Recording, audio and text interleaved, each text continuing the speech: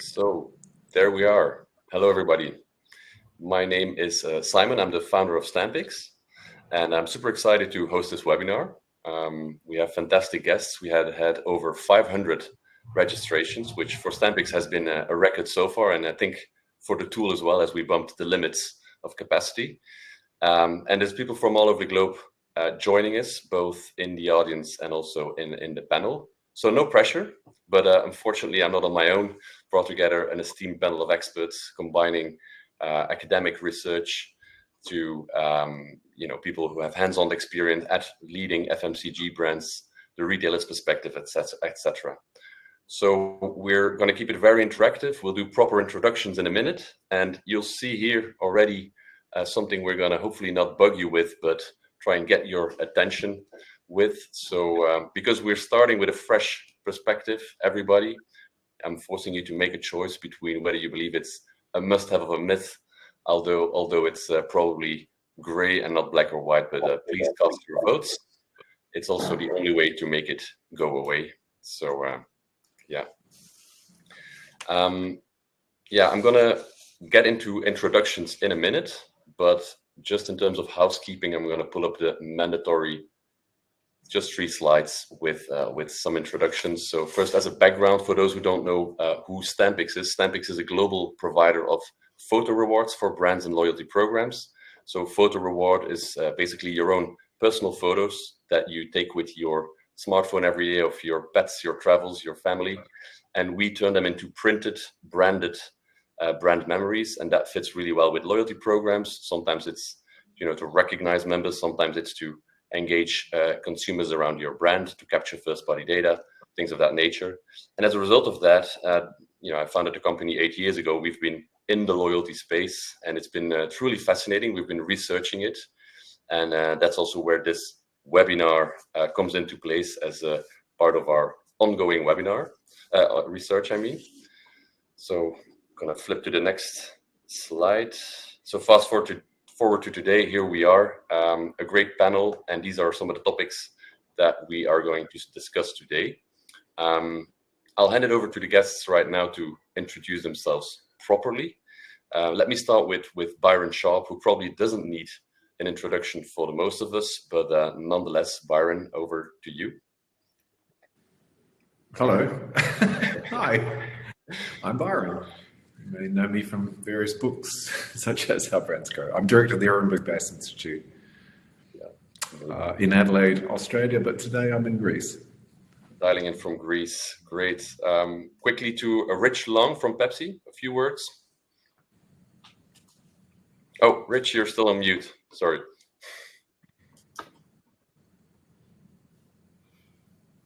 So I'm Rich Long, I'm dialing in from Chicago, and I could share a little more background, or we can just keep going quickly here.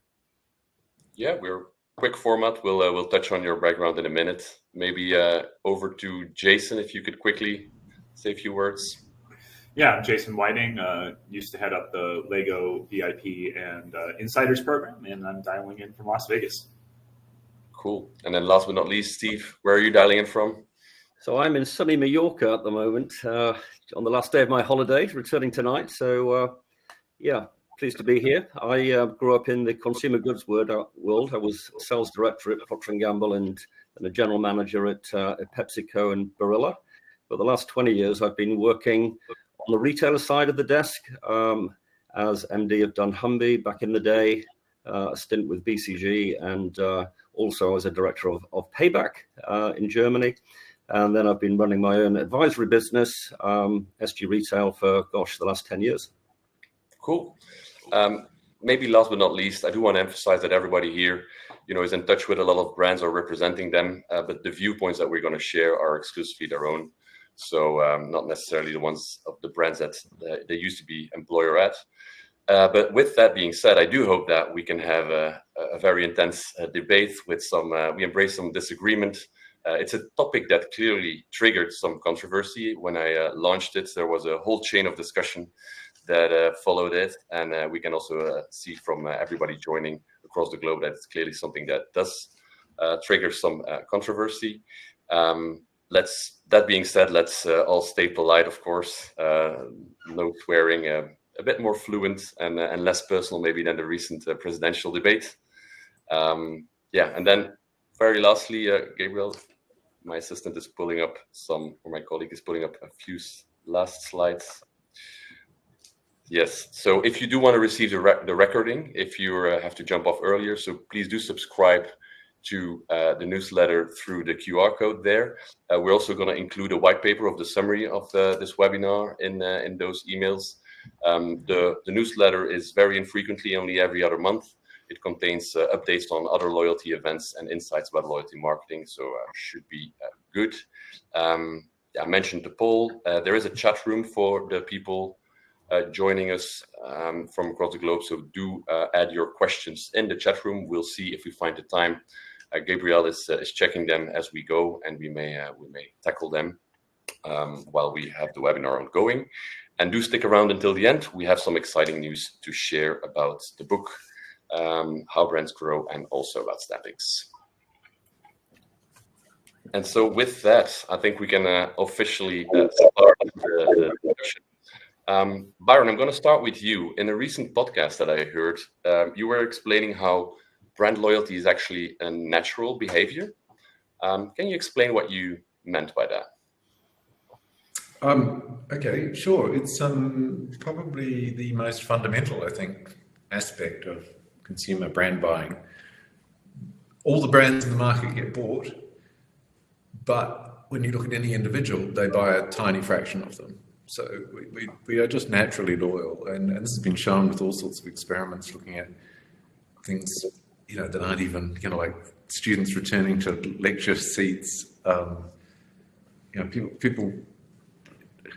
I think in our textbook we talk about people have there's a whole webpage apparently devoted to this. People have a loyalty to which way they like the toilet roll to be done, whether it comes off over or under, and people will have a default. It's just natural behavior that we try to simplify our lives by creating little routines. So we see loyalty in every single category. Yeah, and I think it's like gravity. Yeah, you gave some examples outside of brand buying, but the hairdressers, if they move, that we tend to still go to the hairdresser or the doctor. I think those are really nice examples of how we try to make our life simple, as you mentioned. Yeah, one of my favorites is saying that there are so many restaurants in the world that we will never get to them all, right? Even the really good ones, even in a lifetime. So we should never return to the same restaurant ever. And I'm sure everyone on this panel are very interesting people, so that they would have never done that. And never gone back to a restaurant and then order the same thing off the menu that you had last time. That would be just so boring, right? Yeah. But of course, we do this behavior all the time. It's just natural. All consumers display some loyalty, and so for the good news for brands is you get loyalty. You get it instantaneously. Mm-hmm. But then let's flip to your research at Ehrenberg-Bass Institute. So it's pretty hard when it comes to changing that behavior. Is that correct? Because that's, of course, the whole point of a loyalty program. Yeah, you can. You can nudge the loyalties of people, but the main way the brands grow is they get more loyal customers. Mm-hmm. They can get more loyalty out of their existing customers. Yeah. Talk us a little bit about the underpinning mechanics. You mentioned that those loyalty programs can only produce slight or none loyal effects. Is that correct? Numerous studies show very consistent pattern that loyalty initiatives, whether it's cross-selling initiatives, CRM, or formal programs that give people points and things, they have a very weak effect on loyalty behavior, which was the empirical finding that we've had now for 15, 20 years. But it took us a while to work out why that was, and it's about the selection effect that loyalty programs, of course, skew towards your heavier brand buyers and the sort of people we'd love to join our loyalty programs are people who hardly ever bought our brand but were heavy category buyers. Mm-hmm. And unfortunately, they are the least You know, they don't join because they don't see any point. I don't buy your brand. Yeah. And when we look at your book, How Brands Grow, it gives numerous examples, which are, I think, mainly in the CPG, FMCG category. Do these findings also hold true outside of that category, like let's say subscription models, for example? Yeah, one of the most astounding was the Wells Fargo case study, which I mean, we've issued reports on. I mean, we predicted years before that they were not achieving cross-sell loyalty and gaining lots more business from their customers. Personally, I thought they were just gaming it. I thought that they were, you know, fudging the metrics a little bit. It turned out to be they were, you know, because the pressure was on staff to cross-sell, to sell extra products. They resorted to fraud. They made up accounts for customers. It was the only way to hit management targets. Otherwise, you'd get fired. Although it ended up with them, they did get fired. I mean, on a single day, Wells Fargo had to fire 6,000 people because, you know, fraud is, it's written in your employment contract, thou shalt not. And that cost them billions in fines and things. So, but it was incredible management delusion that they actually thought they could get, you know, lots more loyalty out of their existing customer base. Okay. I'm going to switch over to Rich. Rich, it was interesting to observe that you and several other executives at PepsiCo were taking a course in loyalty, and I think that's also how we got to speak, as I also did the CLMP myself. Could you explain to us where Pepsi stands when it comes to customer loyalty? And for example, is there already a program in place? Sure. So, so a lot of our team took our CLMP training back in the beginning part of this year just to gain that foundation, that foundational knowledge that we all need to do for our daily lives and what we're working on. In terms of particular programs, there's a couple actually live programs today. For instance, Casendario in Turkey and the Joy program in Mexico. Both are very, very, very good programs. And currently we are looking at reimagining both of those in addition to other markets around the world as we try to transform into being more of a direct-to-consumer organization.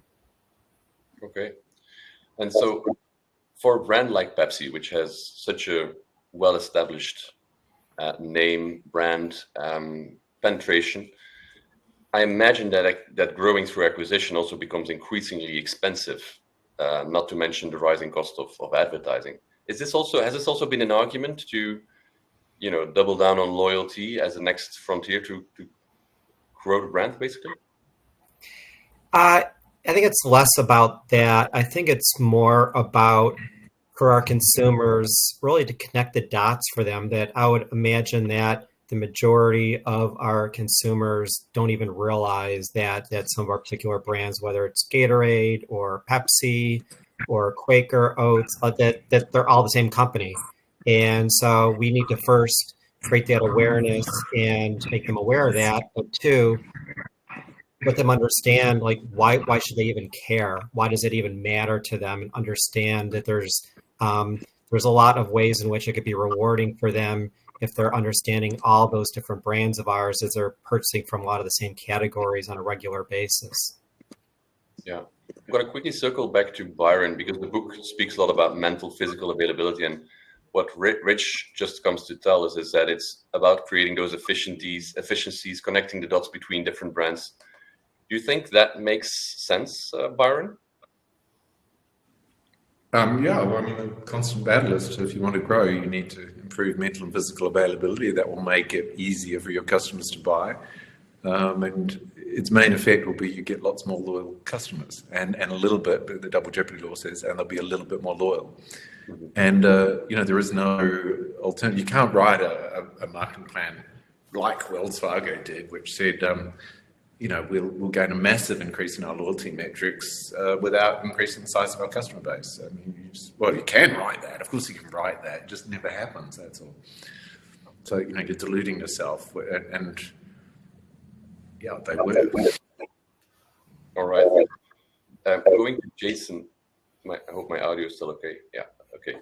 Jason, you were on the Loyalty podcast with our friend Ian Pringle a few months ago, I believe. And one of the topics there was the capturing and leveraging first-party data as part of loyalty programs. So the demise of cookies, which has occurred now, do you think that will make loyalty programs more a priority now for specifically FMCG brands? I think loyalty strategies, yes.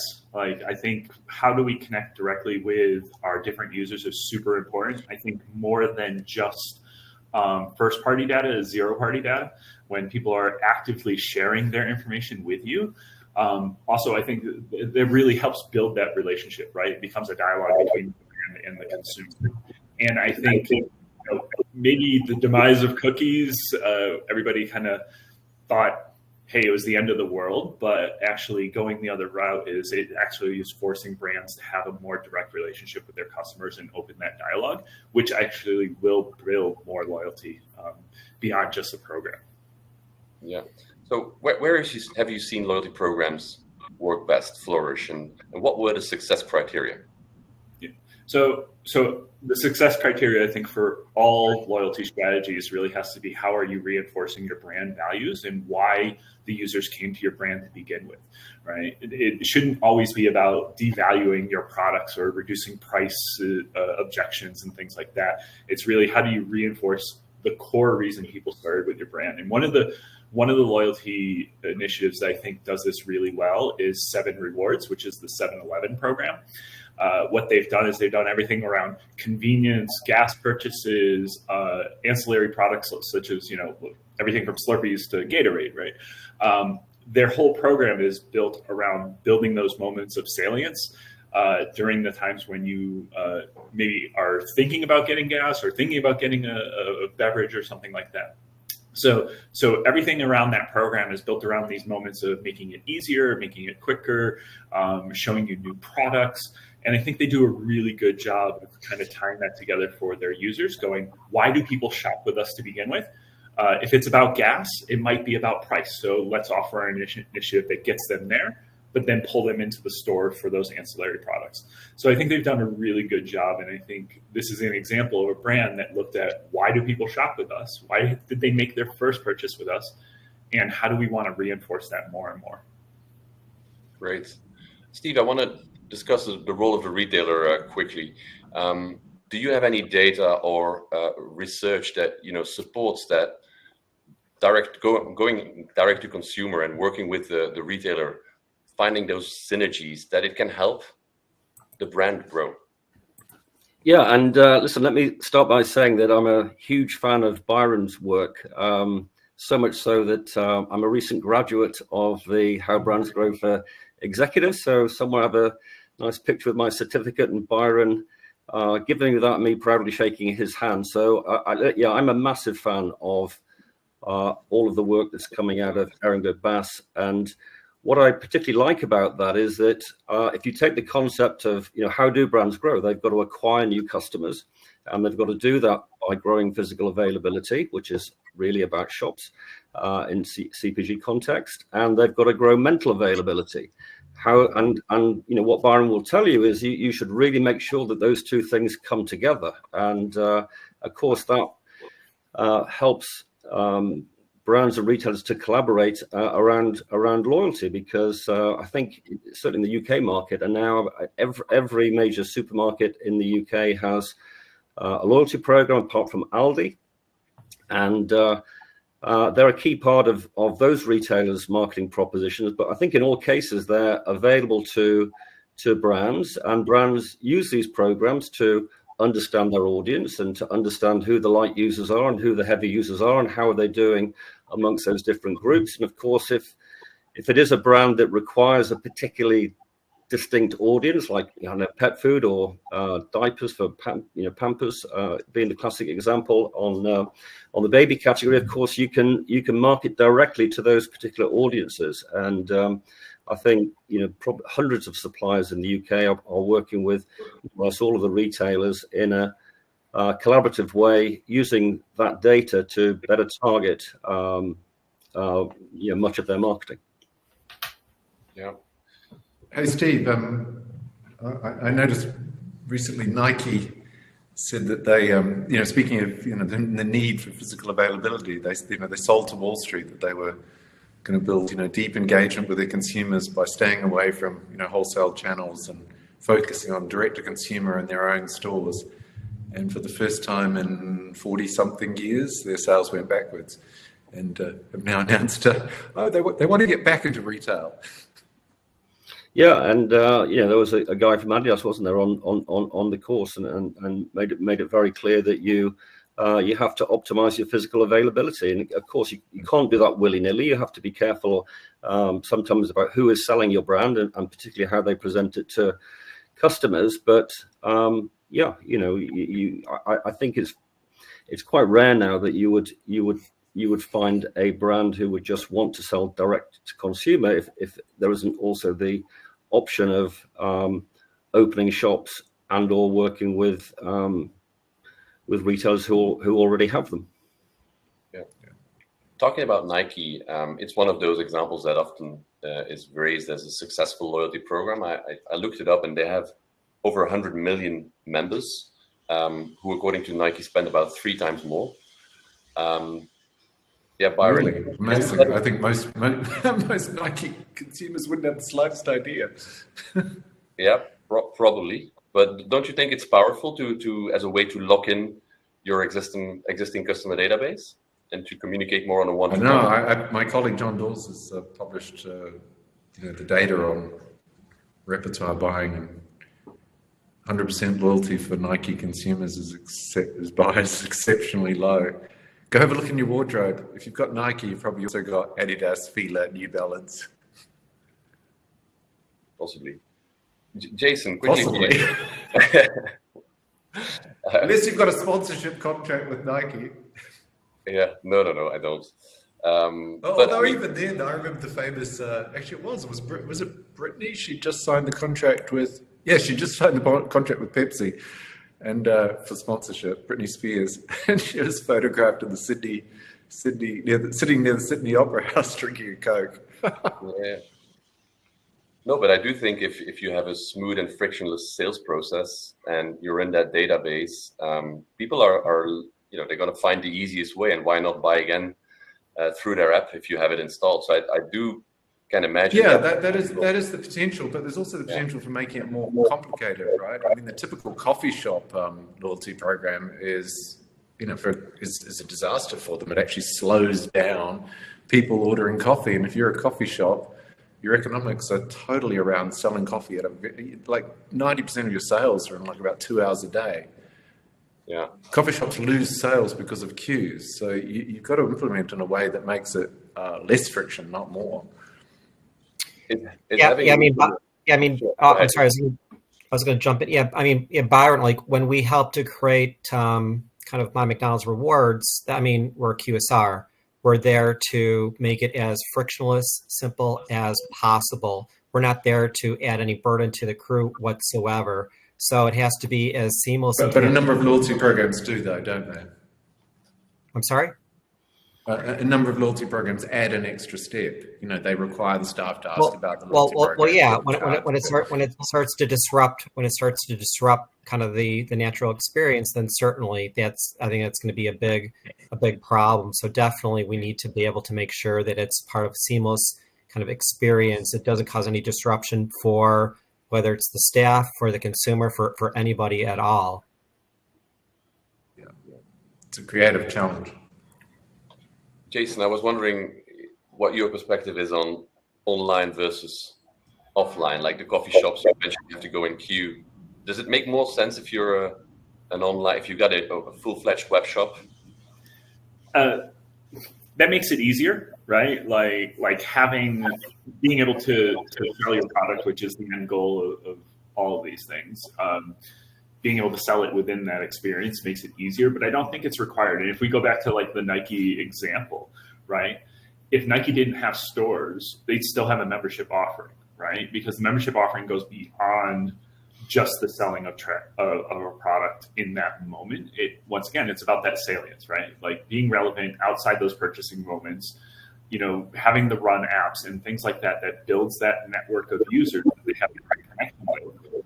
If they want to go to Costco, right?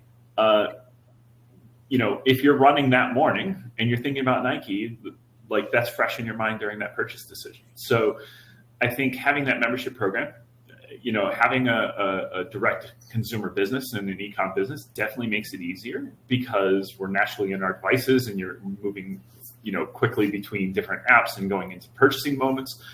But having that mental availability in that customer, putting your brand in that space makes it easier. And I think that's one of the things that membership programs can do is having those different relationships, those different experiences. So you'll hear me talk about membership programs and loyalty strategies because I think, if we look at loyalty as just a points program, we're missing a huge opportunity in having a direct connection with our users. And this is why we should be talking about strategies that are brand wide, and we should be talking about membership offerings. And Jason, just to build off that before you could even start to be building those relationships, you first have to know who they even are in the first place. I know like McDonald's did like 65 million transactions every single day, and about 99% of them were all anonymous. So you have to first be able to identify, and like a loyalty program is, I think, a great mechanic in order to identify first who your consumers are before you could then even go so much further in building upon who they are and who they are as humans to be able to then really connect with them. And Rich, I think you have a really good point there, right? Because the idea of these programs started, because you wanted to bring that customer back, and it was that specific customer, right? You wanted to have a relationship with that customer. So I think like going back and saying, hey, yeah, everybody built a bunch of points programs or stamp cards or something like that. That wasn't the intent there. It was to have the relationship. And then this was the little, seed to keep them thinking, oh, I get something better from my relationship with this retailer or this brand. Yep. So the poll you guys saw was also to quickly ping for, what I feel intuitively that it makes more or less sense depending on the type of brand you are, the frequency of purchase, the basket size, whether you're in the non-discretionary spend category or not, so toothpaste, toilet paper, shampoo versus other types of brands. Byron, and also how much this stuff costs, because yes. No one's discussing how much this costs. They're saying, oh, we could maybe get something from these. I can apply that to every single thing that is pitched to a marketer. It could do something that might be good for your brand. Sure. Well, millions of options, and they all cost money. I'm not going to do them all. But if you've spent so many advertising dollars to finally get that consumer to buy something that you only do occasionally, let's say flowers on Mother's Day to send to your mom, doesn't it make a ton of sense to hone in on that buying experience, make sure you, first of all, leave a good impression, but also capture the data. So if they subscribe, they can be kept up to speed with a future offer, so that by next Mother's Day, when that next moment is there, that you've got an edge compared to competitors. Doesn't that at least intuitively make a lot of sense? Depends on how much it costs, depends on what other options I have. There are lots of very, very, very successful retailers in the world that don't do any of that. I think the key point here really is being clear what is the purpose of your loyalty program. And if it's to help the brand grow, then it may not necessarily be as optimal as acquiring new customers. I think that's pretty clear. But if you take one of the most successful, which Tesco Club Card would stand out as that, and you talk to the Tesco executive team at the time, they would say, well, the purpose of the loyalty program isn't to drive loyalty, which sounds counterintuitive. But what they understood was that for loyalty to a retailer, it was about having the shops in the right place, having the right products, having them at the right prices, having great staff, and making sure that the stores were clean. That is what Tesco understood as driving loyalty. And the purpose of the loyalty program was actually a way of saying thank you to customers, which is another way of saying it's a marketing platform. It's giving us a vehicle to communicate content offers to customers, and an amazing way of understanding them because of the data. And so they were really, really clear that was the purpose of the loyalty program. It's evolved over the years, and I think now for a number of retailers, they're probably a more core part of their proposition, particularly around pricing, with loyalty prices. But one of the things I always admired about Tesco was how clear they were on what drove loyalty and how the purpose of the loyalty program was to do something different. And Steve, talking about Tesco, I think this is also because you're more familiar. Didn't they just gain overnight 1% market share by launching? No. There's a nice analysis by Robert East of the Tesco trajectory, and no, that's not true.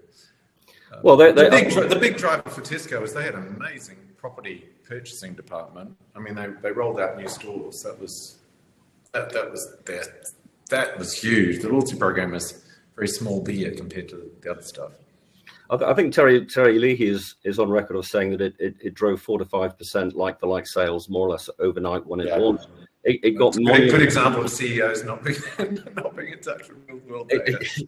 Yeah, but wanting to tell investors what they want to hear. But I think it did drive their a lot of mental availability. It made a massive contribution to their growth. Of course, they opened lots of new stores. They had aggressive pricing and all of the other things that you would espouse. But the loyalty program did play a key role and continues to do. Rich, I'm going to circle back to Pepsi for a second. Do you think those loyalty investments, do they make more or less sense depending on the frequency and purchase value? And is that also an argument, because you've got all these brands now part of the Pepsi group, that the potential of increasing the annual or the lifetime value of the customer is that one of the drivers? No, I don't think it's less driven by the purchase cycle, because if you do it based on the purchase cycle, then I think you are framing your loyalty program around that transaction and the transaction only. That I think you always want to be always on and be building that engagement, that participation, that affinity with the brand in between those transactions as well. So yeah, whether your purchase cycle is daily or every 10 years, your investments, I think, are still going to be driven by the amount of kind of budget that you have available and kind of your goals, your strategy, and how you deliver on that. But really, the purchase cycle itself is not going to be kind of the driver of your investment, in my opinion. Yeah. And an example of a program that didn't work was Coca-Cola's My Coke Rewards. Was launched in 2006 to engage customers through points-based rewards. And despite some initial excitement, apparently it was discontinued in 2017, exactly because of its pure transactional focus, and it didn't match the Coca-Cola's brand values, some operational flaws, etc. So, Rich, was that also an example that you watched closely? Is it relevant? Well, I wasn't with PepsiCo at the time, so I wasn't watching it closely. But I honestly, as someone on the outside looking in, I don't know all the exact kind of goals, metrics, everything that they were trying to kind of deliver, and whether it delivered that or not. All I know, it has been discontinued. They have a few different kind of Coke type programs in some markets around the world. They're now Coke Plus One program, which is, I think, more well known. I don't know what their objectives are, if it's necessarily to kind of tie it back to kind of purchasing more product. It doesn't feel like that's what it does, because it feels like it's all more about kind of the exploration of the brand and really kind of driving that awareness more, if you even need to be driving awareness for Coke. But I wouldn't say that it was a failure without looking at the data to understand kind of if it was performing or not performing. I don't know why they killed it. Yeah. You also mentioned McDonald's. So can you explain how you've seen loyalty work and how does a brand like that defends the investments it takes? Because that's one of Byron's critics, of course. It costs a lot of money to operate and run such a loyalty program, and the impact on brand growth is fairly limited. So how do you defend the discussion with the CFO? Yeah, I mean, so with McDonald's and helping to create My McDonald's Rewards, at the end of the day, no matter how fancy of a program we were creating, we were basically selling burgers and fries. That's kind of what it comes down to. So it had to really work for three key kind of stakeholders. It had to work for the business and the franchisees, both economically, the ROI, and being on brand. It had to work for the customer. It had to be simple and fun and rewarding. And it also had to work for the crew, our frontline employees, that it needed to be, it couldn't be a burden to them. We were wanting to create kind of the love of the program with them, so that could be then extending out to how they interact with our consumers on a regular basis and be able to actually greet someone by first name for the first time, because now we actually know who they are and those sorts of things. And now I see that I think my McDonald's Rewards drives about like $6 billion of sales through the system at McDonald's, and they're investing more and more into kind of digital and having it be so it can be much more targeted, much more personal, and moving away from inefficient like marketing efforts. So ROI certainly. If it wasn't going to work from an ROI standpoint, then like why are we even doing this? I think that's a great example as well, McDonald's, of understanding the purpose, because I think one of the key purposes of that program is that it speeds people through the business actually, and you can order in advance, and it's been well embedded operationally, and that's another key reason, back to what Byron was saying earlier around the importance of speed through the checkout process in fast food and coffee shops. That's a great example. I was in a session last year talking about that and about the number of people redeeming from the app versus the people using the app, right? And this is where what is your user need and what is your program delivering to that user need?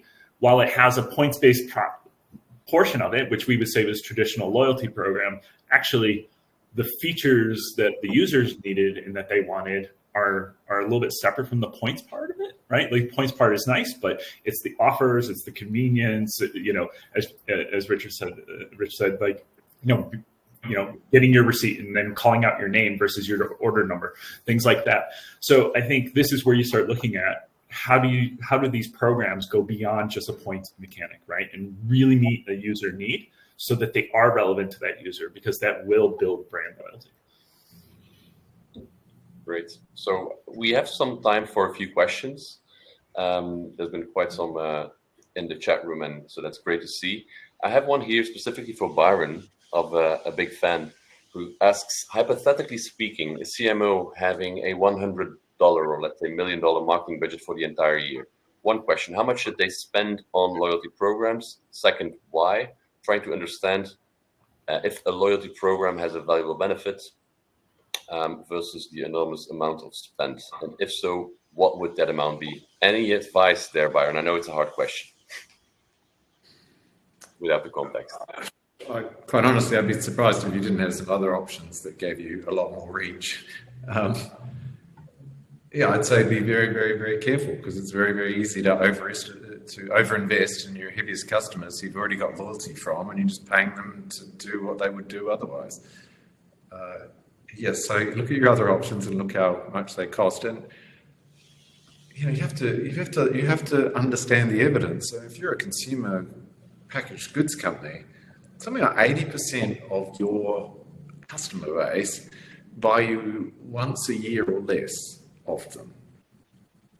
The chance that you're going to get them to sign up for getting, the chance that Coca-Cola's going to get those 80% of your customers sign up to get some points is, very, very, very unlikely. So you can only get the very, very heaviest, most regular buyers, but you've already got them. They already are your heaviest, most regular buyers. Why would you want to go investing in that? So that is the heavy buyer trap. So understand the evidence. Don't just get excited by, because it's new and fashionable, which I think Nike did when they went, we'll go direct to consumers and we'll have our own stores, which is fine, right, as part of the mix. But to pull out of mass retail, they forgot what built the brand, and have had a very painful reminder. I think it's often very hard for FMCG brands to really get their heads around is that the brand in the category that has the highest number of users also has the highest loyalty, and that just happens. And therefore says that you have to acquire new customers. That's not easy. Most brands are very, very low penetration, and most CPG brands are not not growing much. So it's not easy to acquire new customers, but if you can do it, that is how you will grow, and you will drive incremental loyalty just by doing that. That's what the science says. You can't argue with it. So a question, like a scenario and question for Byron too, right? So Sleep Number, right? A bed. You buy a bed every 20 years, right? So your frequency of purchase is really, really low, really low. But they have a membership program, and the purpose of their membership program is to build those people who have the beds, make them very loyal, make them advocates for the brand, so that when people hear about Sleep Number, they also know, like, they see lots of reviews, they know other people who have the bed that really help promote it, and that's how they reach more people, right? So it's not just hey, this exists, but also this is really quality, look at all these people, and that's the purpose of the program. So where do you see, Byron, where do you see, like, a lot of these programs, that's what it's about, right? It's not just about one-to-one loyalty, it's also about advocacy. Do you see a purpose in that, in having these membership offerings as well? No, I'm not here to pass my opinion. I'm here to tell you about the evidence. And the evidence on word of mouth is that it's quite predictable. You get most of your word of mouth from customers who've just purchased, and then after a while, they're not new news anymore, and they stop talking about you. Or if they do keep talking about you, they lose their friends. So you don't have much chance of passing on word of mouth. So if you want to increase your word of mouth, get more customers. There's not a lot you can do after that. Right? So again, they are in danger of investing too much where they get a terrible return. I have a question here from Manoli for Byron. So what does the research show for emerging CPG brands, less than 8 years old? Do they initially have a higher heavy buyer mix or not? They initially tend to be bought by heavy category buyers, but no, they're a small brand, so their loyalty is slightly lower, and the penetration is obviously a lot lower. And their biggest problem is, they just do not have enough customers. Our new recent work on really, really tiny brands shows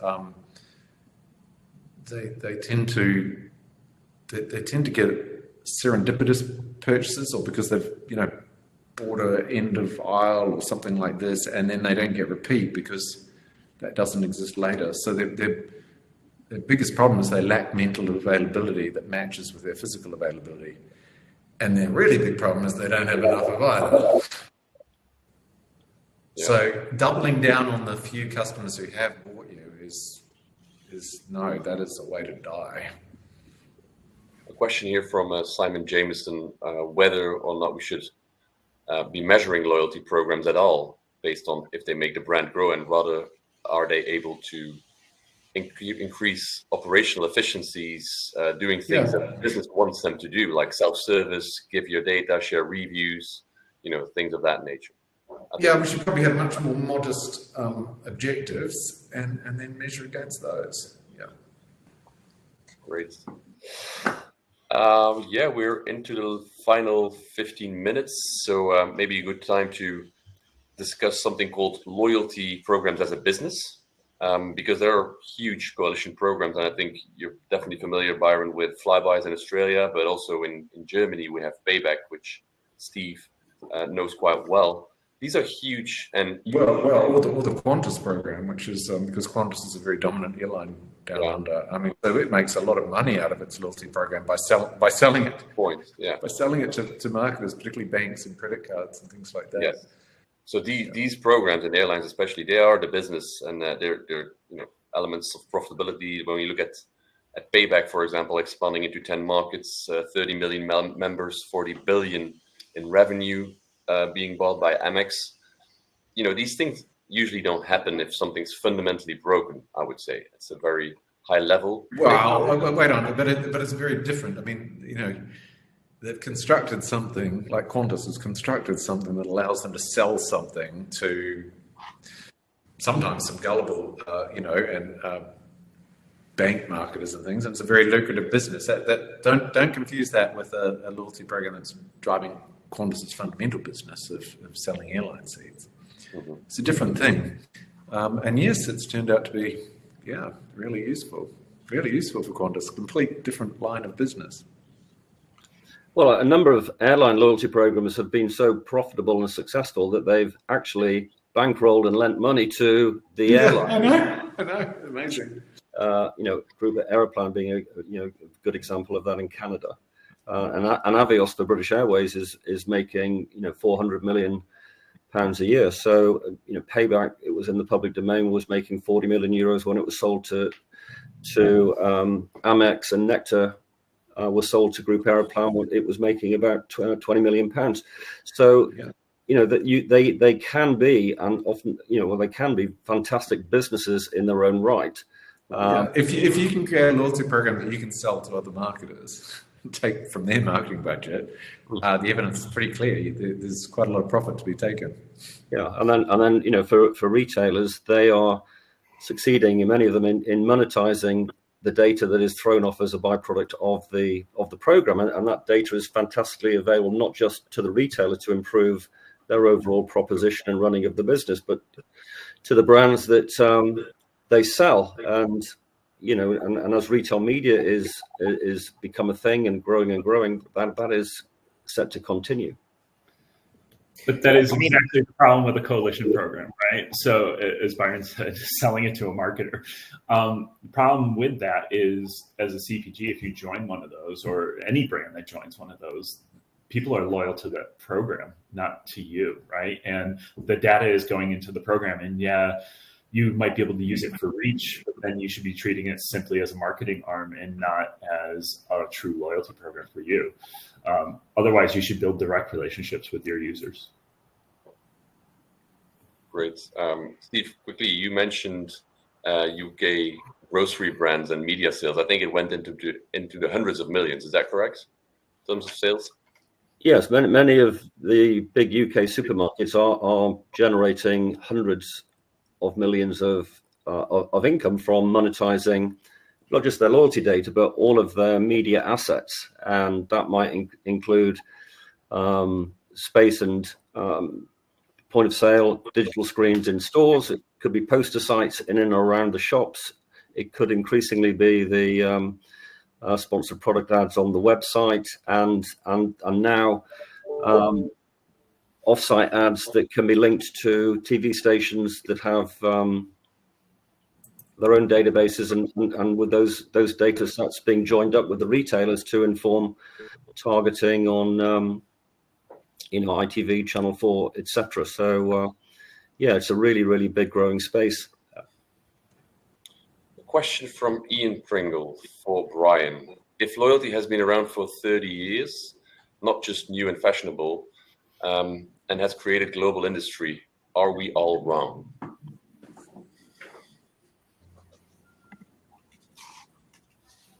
I think loyalty has been around since time immemorial, hasn't it? Yeah, true. Byron, what's your take? Do you think many people are mistaken and misled, or if this industry shows definitely examples of flourishing and business potential? It's a bit the question, Ian.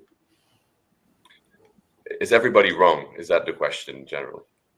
So, sorry, the question is everybody. A lot of people are wrong, but most brands don't have loyalty programs, and most growing brands don't invest terribly in their existing customer base. They drive mental and physical availability. Let's not. I mean, I know most of you guys work in this world, so for you it's huge, but the reality is it's just a little bit of part of overall marketing.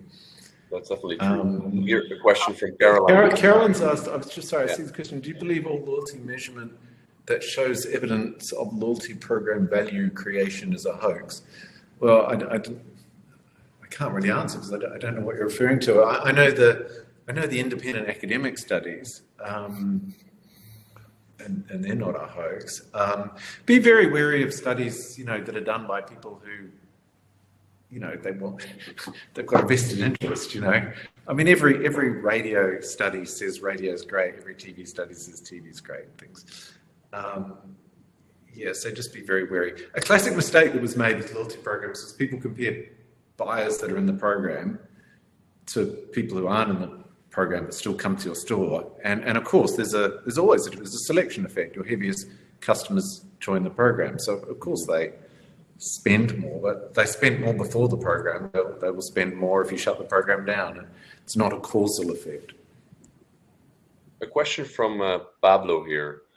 Talking about loyalty, are brands loyal to their customers? What about this side of the equation? Loyalty is transferred from customers to brands when those feel understood. Loyalty programs are a transaction. So do you think brands should also care a bit more about their customers, or is it not their duty at all?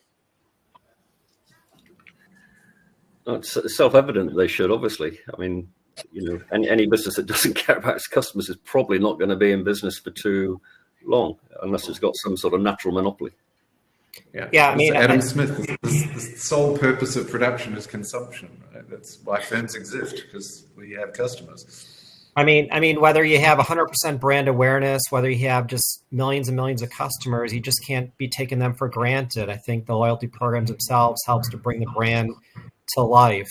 And I've truly seen personally over my career, especially as a consultant, I've seen hundreds of consultants. They'd be traveling from the same city to the different city, and they need to be in the same location. Yet, I'm a part of this loyalty program. I want to travel on this airline, or I want to stay at that hotel. And I would see that constantly. And those are people who weren't even like loyalty practitioners. So I truly do see that it actually changes people's behaviors, and not just simply going by if there's some studies out there that say that it doesn't. No, the studies show it does, just not much, and that the reach is very low. And sorry, you said before 100% brand awareness. No brand on this planet has 100% mental availability. Okay, 93%. Is different than awareness too, right? So, and that's a lot of what these programs are trying to do is help with the mental availability, right? Like making sure that people recognize it, and that's why we want relationships, so that we can be part of that decision making. But like Pepsi and Coca-Cola, I think they're like over 99% awareness or something, or 95%. No, their mental availability is incredibly low. The availability, you're right. It's like, when I'm going to make a purchase of a drink, I might want coffee, and I'm not thinking Pepsi. But given that most of their customers only buy them once a year, they're not thinking about them much. And I think that is the goal of many of these programs, is to help people think about them more often. So, and it's part of the marketing mix, right? So, sure, but if I'm a marketer, then I have a lot of options for doing that, and I've got to look at cost per reach point. Yep, and sometimes having that direct relationship is a really low cost. It just depends. You have to work through the numbers. You have to decide. Like, if you're offering 50% off your products every time a person wants to buy it, it's probably not going to work. But if you're, making it relevant every time they go for a run in the morning, then it works for that shopper. And this is what's really important about having that first party and zero party data, is understanding what that user needs. And going back to what Steve said, it's super important brands understand their users and their consumers. If you don't, you're probably just throwing money at the wall, and half the people aren't going to be looking to even buy your product to begin with. Sure, but if you were a bunch of people selling sports sponsorship, you'd be saying the same thing, of course. You should be sponsoring the football, because people really love that football. Well, I didn't sell loyalty, so I'm not sure about that. I was part of a team that looked at, that ran a loyalty program, but we were looking at it from a full brand. How do we make people fall in love with the brand more? It was like I said, it's not a program, it's a strategy, right? Like your frontline workers and how they interact with people is part of that loyalty strategy, especially at a brand side. And I think it's really important that we differentiate this. If you say a program is not successful, great. You could say your ad campaign is not successful. It's how you bring this whole marketing mix together and what roles do these things play. That's super important. Yeah, I think the big point is the principles of how brands grow, mostly through acquisition, and loyalty programs can happily coexist. There's provided you're clear what is the purpose of the program, as we were talking about earlier. Loyalty programs can be fabulous businesses in their own right. They can generate huge amounts of money. They can support the proposition of a brand. So nobody's wasting their time unless they're somehow diverting efforts, funds, etc., that could be better focused on acquisition, because acquisition will drive loyalty naturally. Yep. I received a question in my inbox in the run up to this webinar as well, asking the question for Byron as well. The cost of acquisition seems to be increasing. There's a lot of problems with advertising as well, fake traffic, to name one. The point they were asking is, like, if you don't have unlimited budgets, doesn't it just, from a purely cost per reach efficiency point of view, make sense to send an email to a database that you can nurture, which is far less expensive than paying Meta and Google? Maybe. I mean, no one has unlimited budgets. As I say, when I go to Atlanta, Coke always moan about their limited budgets. We should look at always. Yeah, look, if I'm a marketer, there are some fundamentals, right? And it's not just acquisition. It's basically reaching very light, very occasional buyers, people who buy us once every 20 purchases from the category, and nudging them a little bit. And I have to look at all my options, and I want options that reach people's brains and make it easier for them to buy. And I want lots of reach for a minimum amount of money. And on that, a lot of loyalty initiatives don't look very attractive. But there's also the quality of that reach. And if you've got the insight and the knowledge to reach that, yeah, just be very careful of falling for the quality of the reach thing. Okay, that's a thing that's been sold to marketers all the time by small, low reach programs. Always say, yes, but there's a lovely old English thing. But think about the width or something. Never mind the quality. Think of the width. It's not weird, but small radio stations and TV stations for years always sold to marketers. Yeah, I know it. We've got a small audience.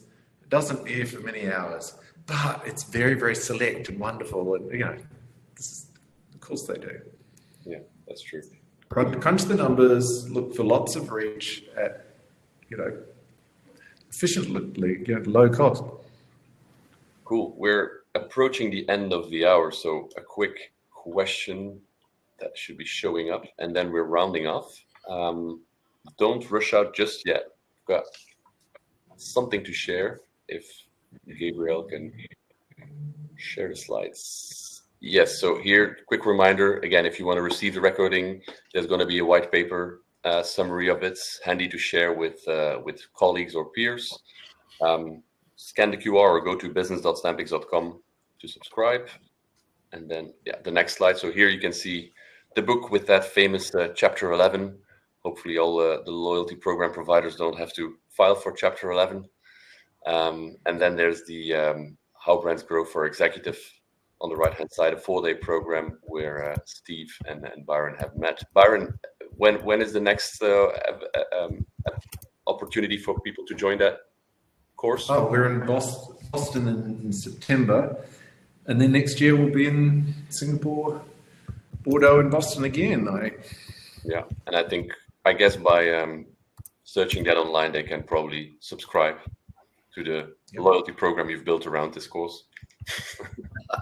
I'm sorry, there's no loyalty program, Steve. But you do get a certificate. Voila. All right, cool. And then maybe lastly, we also have something called the Joyalty Box, obviously very out of presenting Stampix as a new concept. Just connect with me on LinkedIn and try to be active there, and I can send you some of these case studies. There's some Belgium chocolate in there, and just some information if you want to reach out a little more. And with that, I want to thank the panelists. It was really interesting. A lot of engagement in the chat room, and I'm sure we can take it to a LinkedIn to follow up these discussions. Thanks so much, everybody, for taking part. Thank you all. Thank you. Thank you. Bye, everyone. Bye.